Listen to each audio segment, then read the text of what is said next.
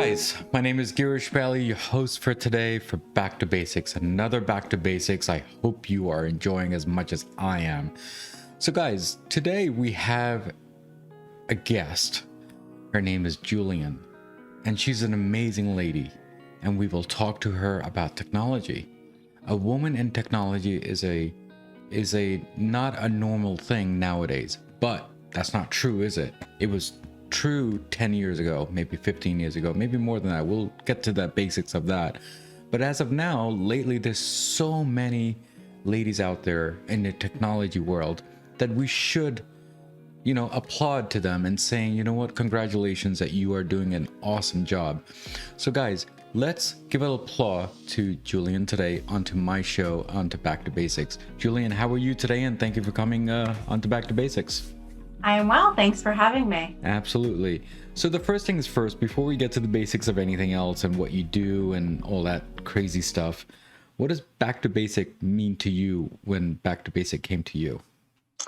Yeah, so when I first got the message about doing something like this, I love the idea of sort of keeping it simple and paying it forward. So that's when I think of when I think about this podcast. It's like, being able to help others by sharing your knowledge and keeping it really simple, not getting like too in the weeds on things, because I think people overthink things a lot. And when That's I right. think of Back to Basics, I think of not overthinking, right? Keeping it simple and being able to move forward that way. Yeah, thank you so much for coming on my show. First of all, thank you again. So Jillian, on the technology side, how tough is it in order to get into technology? For a lady, that is. I mean, it's tough, isn't it? I don't think it is. I have a different sort of perception about being a female in technology. I think it's a superpower. Okay. I went to a school that was predominantly male dominated because it was an engineering focused school, engineering and math. And so I've always kind of been in an environment where I've been underrepresented as a woman. Mm-hmm. But because of that, I bring a different perspective. It's really a superpower to Mm-hmm. be a minority of any kind in the technology field because it's a whole different perspective. That's the amazing thing about diversity is that when you can get an amazing diverse workforce and customers and partners and all of those, that's when you're going to see the biggest return on your investment and the best outcomes. So I think, sure, it's difficult because there's not as many women as men, but it's truly a superpower because you bring that amazing diverse experience. So am I right? Like 10, 15 years ago was the stereotype, and now it's like normal as it should be? So I think that we still have work to do in all fields, really, in making sure that there's a diverse workforce for sure. Yeah. But we're making massive progress, Yeah. with women in the workplace in general, especially in technology. So I hate to say, like, is it normal? It's not normal or abnormal, Mm-hmm. right? But Mm-hmm. it is important that, like I said, for all different kinds of diversity, for all different groups of people to be represented in all workplaces, and technology is one of them. So tell me about yourself and what you do in the technology field so then we can understand what you do. Sure. So I have been in the telecom industry for 17 years now, and I started as a network engineer back when the fiber to the premise products were launching, and I was doing central office engineering work, working on kind of getting assets on and off the books as we moved our network from copper to fiber. Mm-hmm. And then I moved into a product management role. I went and got an MBA during that time and managed a software product. And then I moved into more of a marketing operations type role, sales enablement. And from there, I came to Dell Technologies and worked in a product marketing role focused on telecom and 5G. And now I do our thought leadership for telecom and 5G. So still sitting in the product marketing organization, but focused more on the enablement that 5G is going to bring to the world, especially as we talk about enterprise use cases. Yeah. So it's a really exciting place to be. I feel like everyone's talking about 5G. And I mean, like I said, I truly love being a woman in this field, even though, we're not as represented as we should be and Mm. will be, because I truly feel like we're building to that. I bring that diverse perspective. Yeah. And I love that. I think it's a superpower. Sure, sure. I mean, we will not go into the detail of 5G network, but I do want to ask you a question. 5G is like a big hoopla nowadays because of health and technology and other industries. Is it a really big thing, and you think the infrastructure is there yet, or do you think we still have a long way to go? Yeah, that's a great question. So 5G is massive. It is a huge part of what we're calling the fourth industrial revolution. Yeah, It is going to revolutionize the way that we do things alongside other technologies, right? sure. 5G enables other things to happen. It's the backbone. We often forget about the network. So what I mean by that is like we can see like our computers working faster and these really cool enterprise use cases and autonomous vehicles and telehealth. But we forget that it's the network behind those AI and ML applications like 5G that Yeah, really power those applications. So yes, I think it's going to be a huge thing, but it's a complete overhaul of the way that you build your network. It's built in the cloud, right? We're building out the edge, and it's not just about the data center anymore. So it's truly a journey. yeah, It's not something that's going to happen overnight. It hasn't happened overnight, yeah, but it's happening, and we are here for it. So it's yeah. been great to watch the progression, as I've been in this role like 2.5 years now, to see how we've moved along on our journey to 5G. Yeah, yeah. I mean, it's a very huge change. Obviously, I'm a technologist for the last 20 plus years, and I know exactly what changes are going to happen. But the thing is, it's a very I mean, one thing is to create an infrastructure to get 5G working, and the other is to train people that, you know what, 5G is coming, and we don't know how to explain to them as what it is, right? You got automobiles, you got mobiles, which are obviously worked on 3G and 4G, and but then getting stronger day by day. And Yeah. then nowadays, I guess instead of cable boxes, now you have cell phones as your cable box also, because that's your internet service and then that's your streaming services and content. So, do you think from a data point of view, do you think we're running out of space from the storage point of view? Because there's so much of data and so much of vast data that we have. And I've asked this question to other cloud engineers on my other shows. So, what do you think on your thought process on that? Well, just like it's the fourth industrial revolution, it's the data decade. Yeah. So we've got to figure out how to capture that data and Mm. keep it. So storage is going to be extremely important in this as well. And with the low latency speeds of 5G, right? It's fast. It's faster than consumers need, which is why the use cases are based in the enterprise, because we've got to be able to capture that data, to your point. So yeah, storage is going to be super important. Do I think we're going to run out of space? No. We're going to figure out how to find space for Yeah, sure. yeah, yeah. But the problem is when we figure it out, then I think the problem is latency. So I think we're gonna figure that out too, aren't we? Of course. Yeah. We have a lot to figure out. Yeah, yeah. Yeah. But it's crazy. Like when I think about going back to like, working in a central office engineering for fiber, right? 17 years ago, it was like such a big technology. That's right. And I'm not saying it's obsolete now, Yeah, but it's amazing how fast it's moved, that we're like, if with 5G, you could have speeds as fast as fiber. So you might not even need a connected network at all, which is just crazy to think about. There's obviously a big debate on that. I'm not like saying one way or the other, but there's potential that everything could be wireless in the future. yeah, yeah. So in the olden days, we used to have copper lines and we used to have, one-way modems, if you remember Yeah. that back in the days, right? We used to dial in to get and then download through the cable. Uh, and then we went to cable modem, right? And then later after that, then we went into fiber, right? So do you think we're trying to eliminate cable because now one-way modem is kind of gone? No, I mean, I don't think, I think that there's, like I said, I think it's a long journey. I think it's a progression. Yeah. I think one of the things I hope to see as we build out a 5G network is helping connect places that have struggled. They call it the digital divide, Yeah. right? So, Yeah. like, more rural places that can't get the connectivity that they need by wires Mm, might be able to get that connectivity mm, with 5G, which is super cool. yeah. As we saw this year with remote school and COVID, like if you couldn't be connected, that was a problem, you Mm, know? So the hope is that 5G will be able to actually um, close the gap on mm, this digital divide, that's right? right. That's one of the thoughts is that because it's wireless and you don't have to build out full fiber networks.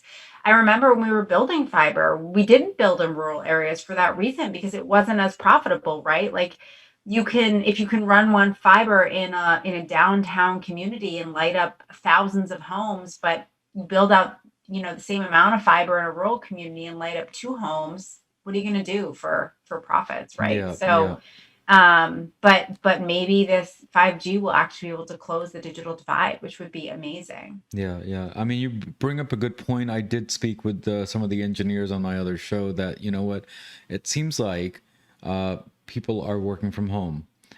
Seems like that schools are at home.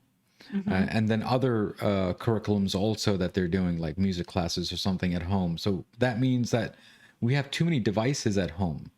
So does that mean that do we increase the the download speed and the upload speed, or do we change the router at home? So what are your thoughts on that part?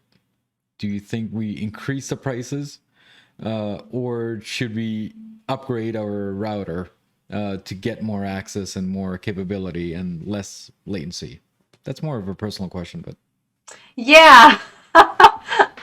I don't know the answer to that.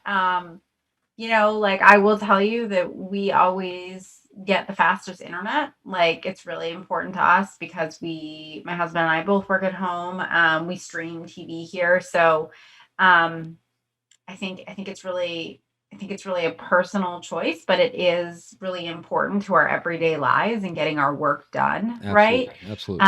And by not commuting to an office, we're saving money on gas. So it feels like it's okay to spend a little bit more on our home internet. Hmm. I will tell you though, like, we have purchased a vacation home in a more rural area, and getting internet up there has, like, I've been doing all this research because I'm in the business. So, like, Sure. I'm been trying to figure it out. And it's really interesting to, like, see how difficult it really is to get decent speeds Yeah. beyond just like being able to surf the internet. Like, how do you stream? How do you Zoom? And that's why I think that maybe like these wireless services like 5G might be able to close the digital divide in places where they don't have the full fiber networks that you need to get these, That. gigabit. So, so Jillian, let me ask you about your book. So, what is your book about? So, let's talk about that. Yeah, so we talked a lot about the tech stuff today and how I'm a woman in technology. And I had a woman actually on LinkedIn reach out to me and ask me, what I was doing because I've been running some women in specifically communications and telecommunications events and trying to connect women and really build that community. Hmm. And she was like, I don't understand what you're doing there. It's so cool. And I didn't know her at all. And I usually take a first phone call, like, because you never know who you're going to meet. And Yeah. so I took the phone call and we just started talking. And I was like, felt like it was sort of weird, but I was like, okay, I'll just roll with it. And the next time I talked to her, she had like started to write this guide Yeah. about, it's published. We ended up calling it the Unwritten Rules for Women in Tech. Hmm. And it's basically a guide. It's totally ungated. It's totally free. It's very much a passion project from a random person that reached out to me on LinkedIn. We wrote it together Hmm. and we interviewed people, men and women actually, about like what we feel like are some unwritten rules for women in tech. And I specifically focused on what I'm calling the art of the subtle brag. Yeah. So a lot of women and men do really great work and expect their career to advance because they do really great work. And Sure. they would think, okay, like, right, if you did really great work, you'd be like, I'm going to get a promotion, I'm going to advance my career. And that's the way I felt too. Mm. But I never told my leadership what I wanted in my career. I never told them what I wanted. I never really like shared a lot about what I was doing beyond like what they could see in the numbers, right? Hmm. And after, in the past 3 years, I'd say it took me like 14 years to get here, I started like asking for what I wanted. I Yeah. started like sharing what I wanted to do in my career and being able to subtly brag about things. So, talk about things I had done, talk about how other people could do them too, right? Mm. So, not just say, like, oh, look at me, but this was my challenge. This is what I did to overcome it. This is the result. And this is how you can do it too. So I talk about kind of that formula for the subtle brag. Mm-hmm. And I talk about how to make sure that your leadership knows what you want. Because I used to get so frustrated, like when I didn't get promoted or I didn't get the job I wanted. But I never told anyone that's what I wanted, Do you right? do Like, you think it's because the culture has not changed yet, and you're still in the old culture that if I ask something, I might get in trouble type of thought? so I think I had that thought for a long Yeah, time. Like, yeah, I don't want to over ask. I don't want to sure. feel like I'm being pushy. But then I came to realize that people don't know what you want. They're not mind They're readers, not. right? Like your leadership isn't mind readers. So you can't get frustrated if you're not asking for things that you're not getting. Of course you're Yeah, not getting. Like, yeah, sometimes people tap you and say like, "Hey, we need you to do this job. We think you'd be great for this." Of course, I'm not saying that doesn't happen, sure. but more often if you say, "Hi, I really want to do this job." You're gonna be more considered for. I'm not saying you'll get it, but at least you'll be a bug in the ear, right? To say like, oh, this person really wants to do this.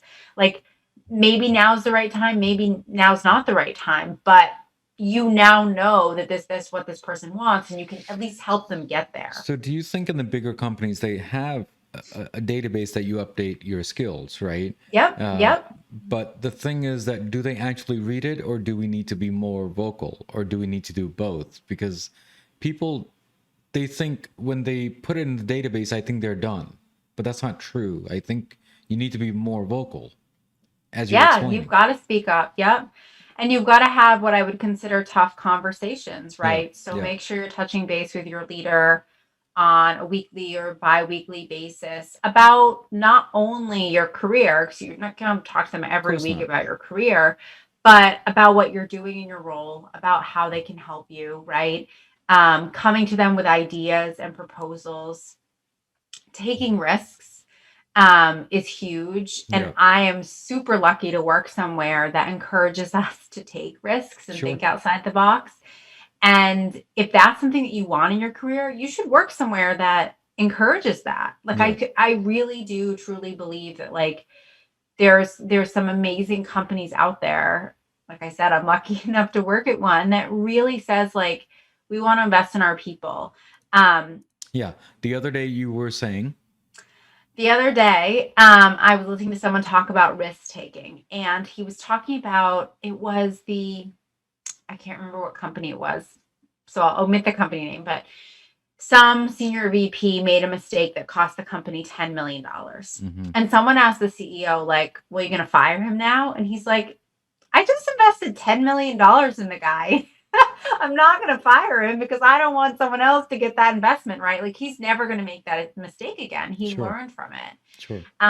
And that's a cool company. Like I would want to work there too. But it's so true. Like when you either Judy Holler wrote a book, and one of the things that really stuck with me from this book was it said something like, and I don't remember the exact quote, but it was like you succeed or you learn, but Yeah, you don't fail, right. right? So like just because you make a mistake and something didn't work doesn't mean you're a failure. You learn something from it. And that's what's really important to remember. So I think all people struggle with failure. All people will struggle with speaking up, but especially women. We especially struggle with bragging about ourselves and learning the art of the subtle brag. Yeah, And every time we talk about something we did, it doesn't mean that like we're like, oh, look at me. yeah, But maybe we want to inspire someone else to do the same thing, right? sure, Or we sure. do need to share our accomplishments because we want to grow our career. And it's really important to be able to share what we did in order to grow.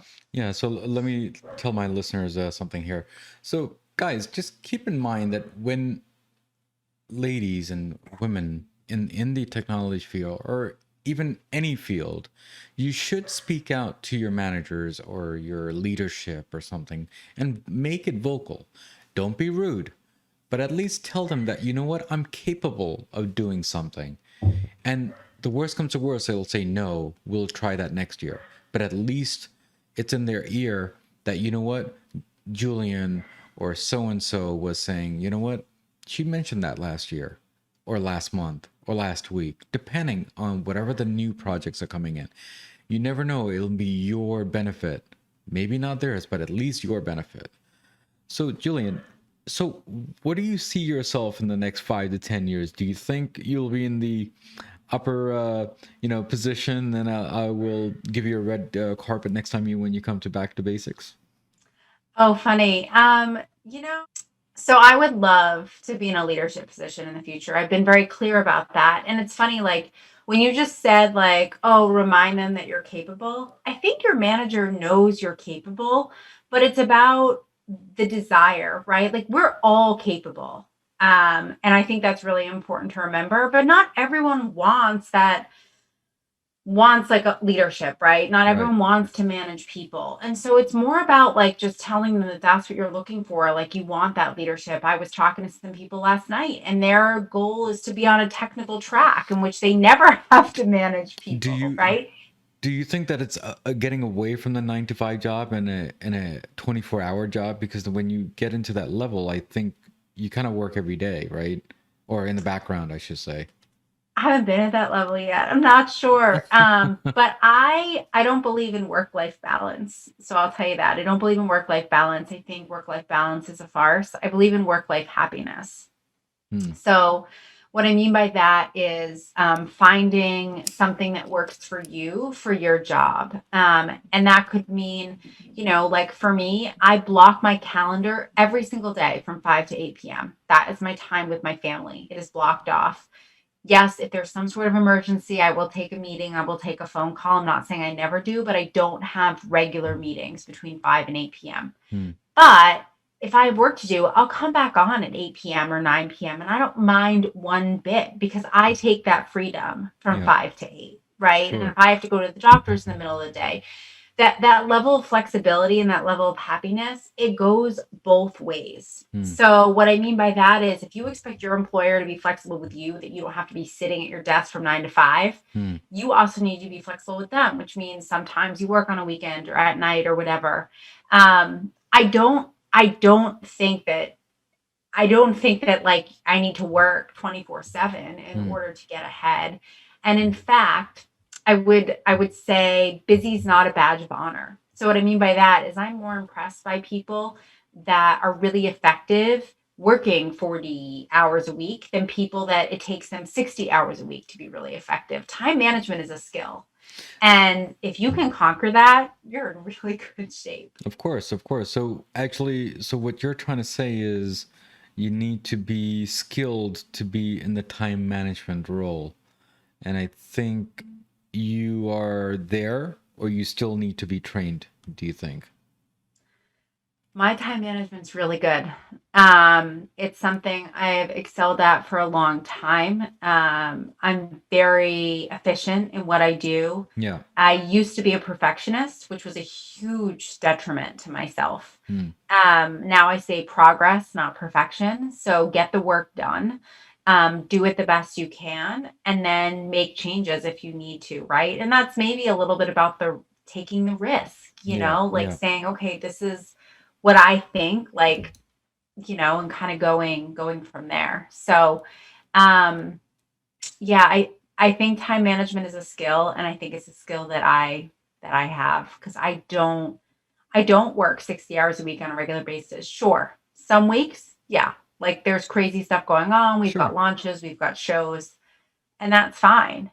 Yeah. We just had a huge launch on Wednesday, and it was quiet today, and tomorrow I'll take off, and that's cool. Like you got to work hard, you got to play hard. I know people hate that expression, but I truly feel that way. That's how I get my work life happiness: work hard, play hard. Yeah. So basically, it's work smarter and be harder, or is it the other way around? Don't- Work smarter, not harder, Not right? harder, right? Yeah, work smarter, not harder. I think you can be really effective and not kill yourself. And that's how I have time to like Sure. meet with you and work on this book, right? Because I have these passion projects that I do outside of work and I make time for them because I'm Yes. not working 60 or 80 hours a week. Yeah, I mean, people they say that you must be crazy that you're releasing episodes every day for the Monday through Friday, and I'm like, well, it's kind of easy if you manage and time manage yourself. You don't have to kill yourself. You have to enjoy the process, and I think you're doing the same thing, and so am I. I think time management is definitely a skill. I don't think it's a woman thing. I think it's a human thing. Yeah, yeah. We need to actually work together to make it smarter. I think that's how I look at it. Yeah.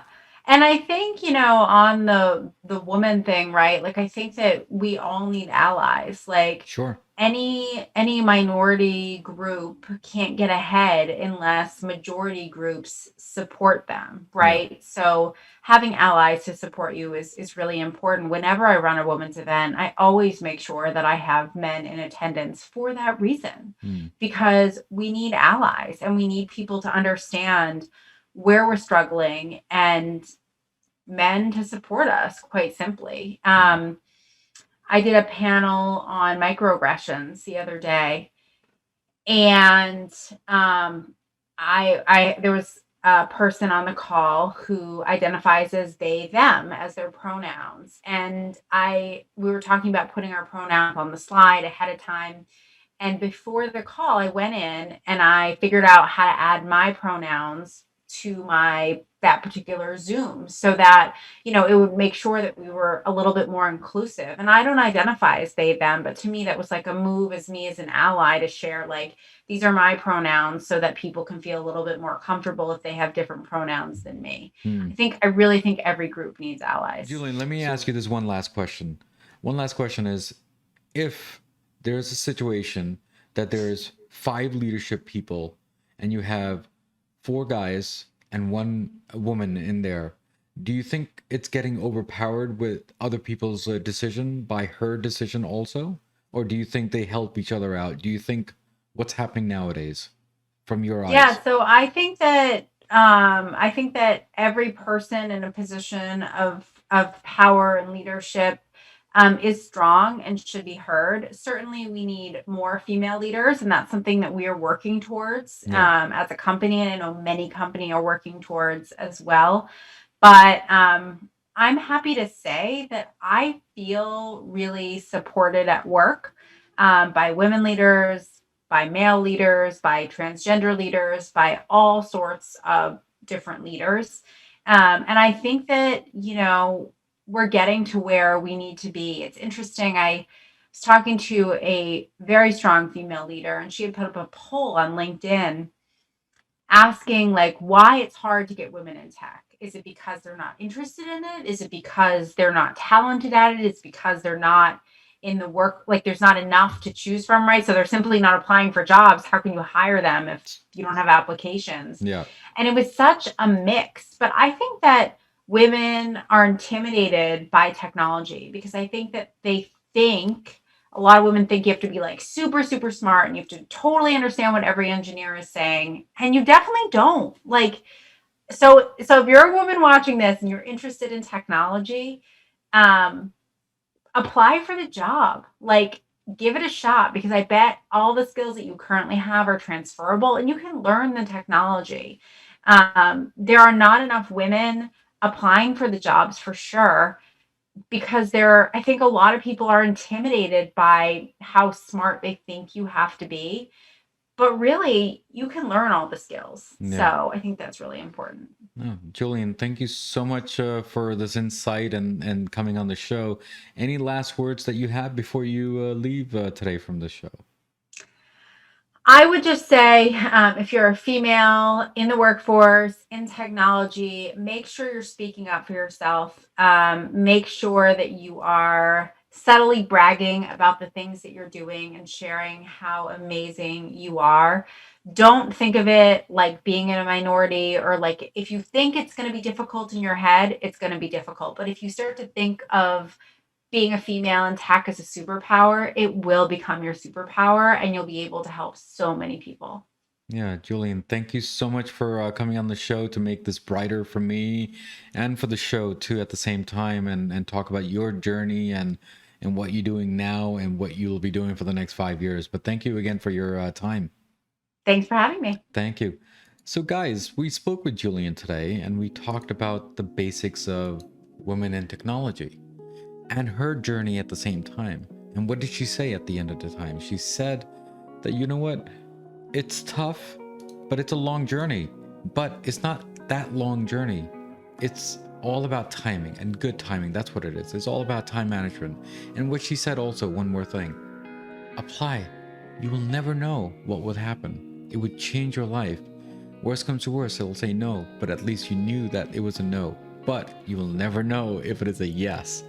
So, guys, as usual, as always, there is a quote of the day, and the quote of the episode is, when you're pursuing any career, really, but especially in technology, find your passion and don't let anything stand in the way. And that's what she said.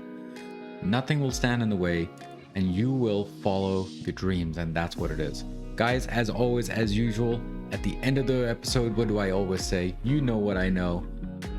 Basically, everything in life goes back to basics, and that's what we did today, guys. Guys, you take care, God bless, and keep on supporting me, comment me, good, bad, ugly, either way, it'll make my show stronger, day by day, good quality guests, and of course, the host.